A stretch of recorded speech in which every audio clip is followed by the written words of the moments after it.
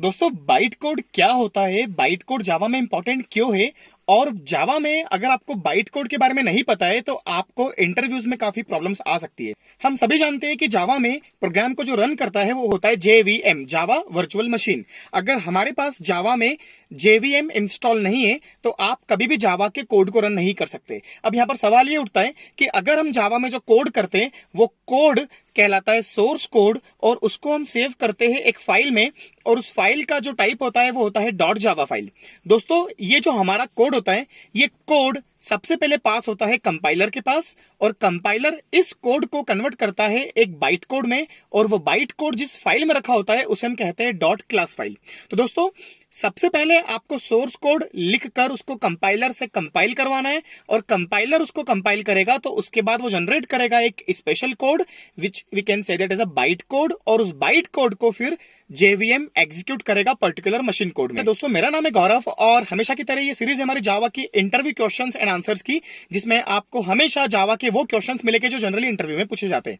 अब दोस्तों कई लोग ये भी पूछते हैं कि बाइट कोड ही जावा में क्यों होता है। मतलब C और C++ में ऐसा होता था कि हमारा जो कोड है वो इंटरनली मशीन कोड में कन्वर्ट होता था और डायरेक्टली वो मशीन एग्जीक्यूट करती थी। बट जावा में क्या होता है कि पहले हमारा लिखा हुआ कोड कन्वर्ट होता है बाइट कोड में, फिर बाइट कोड कन्वर्ट करता है JVM मशीन कोड में। तो यहां पर आप ये कह सकते हैं कि बाइट कोड एक तरह का इंटरमीडिएट कोड है और वो इंटरमीडिएट कोड को रन करने के लिए आपके पास क्या होना चाहिए, JVM, जावा वर्चुअल मशीन। अब देखिए आप लोगों ने कई बार सुना होगा कि जावा एक प्लेटफॉर्म इंडिपेंडेंट लैंग्वेज है। प्लेटफॉर्म का मतलब होता है ऑपरेटिंग सिस्टम, इंडिपेंडेंट का मतलब होता है कि वो किसी एक ऑपरेटिंग सिस्टम पे डिपेंड नहीं है। दोस्तों इसका मतलब ये होता है कि जैसे फॉर एग्जांपल आपके लैपटॉप पर या कंप्यूटर पर विंडोज है, अब आपने विंडोज के ऑपरेटिंग सिस्टम पे या विंडोज के प्लेटफॉर्म पे जब जावा का सोर्स कोड कंपाइल किया तो आपको मिलेगा बाइट कोड।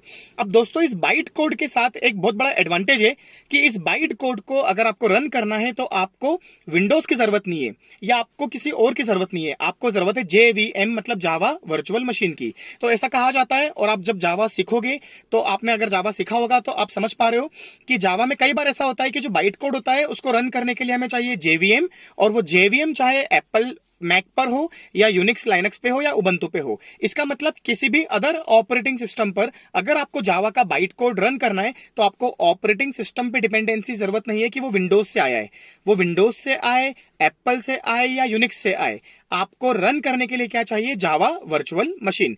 इसी कारण से हम लोग कहते हैं कि जावा एक प्लेटफॉर्म इंडिपेंडेंट लैंग्वेज है, बिकॉज कि जावा में जो कोड होता है कंपाइल होने के बाद बाइट कोड उसको हम किसी भी अदर ऑपरेटिंग सिस्टम पे एग्जीक्यूट कर सकते हैं और इसमें एक डिपेंडेंसी खत्म हो जाती है कि अगर आपने विंडोज पे जावा का प्रोग्राम कंपाइल किया है तो आपको उसको रन करने के लिए भी विंडोज की जरूरत पड़ेगी। इसी को हम कहते हैं प्लेटफॉर्म इंडिपेंडेंसी।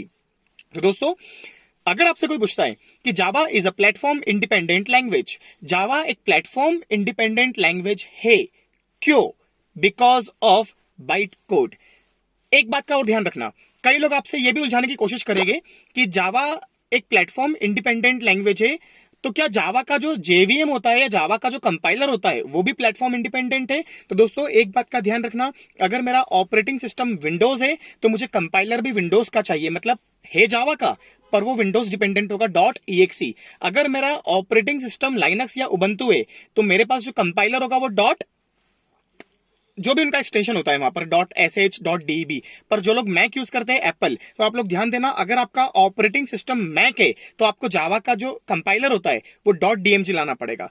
इस वाले टॉपिक को अगर आपको समझना है कि ये कंपाइलर .exe क्या होता है, DMG क्या होता है, तो इस वीडियो के नीचे मैंने आपको एक लिंक शेयर करी है, आप उस वीडियो को देखिए। उसमें मैंने यही सिखाया है आपको कि जावा तो एक प्लेटफॉर्म इंडिपेंडेंट लैंग्वेज है पर जावा का जो सेटअप है वो डिपेंडेंट है।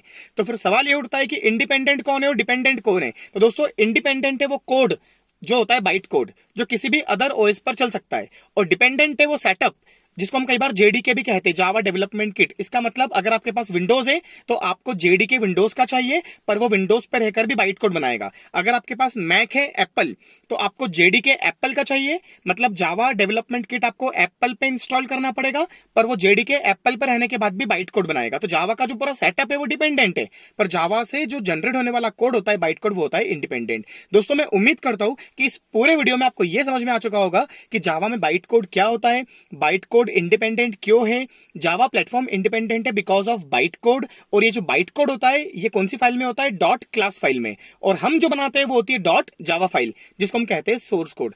आज के लिए इतना ही। वीडियो में नीचे आप चेक करें, डिस्क्रिप्शन में आपको एक अलग लिंक मिलेगी जो मैंने बताया आपको, जेडीके जावा डिपेंडेंट वाली, और थोड़ा सा टाइम निकाल के वीडियो को लाइक करें और प्लीज कमेंट ड्रॉप करें ताकि और भी लोगों तक ये वीडियो पहुंचेगा, और आपके लिए मैं और कई सारे वीडियोस बनाऊंगा इस तरह के। और सब्सक्राइब कर लीजिए अगर आपने नहीं किया हो तो, ताकि आने वाले सारे नोटिफिकेशन आपको इस तरह से मिलते रहे।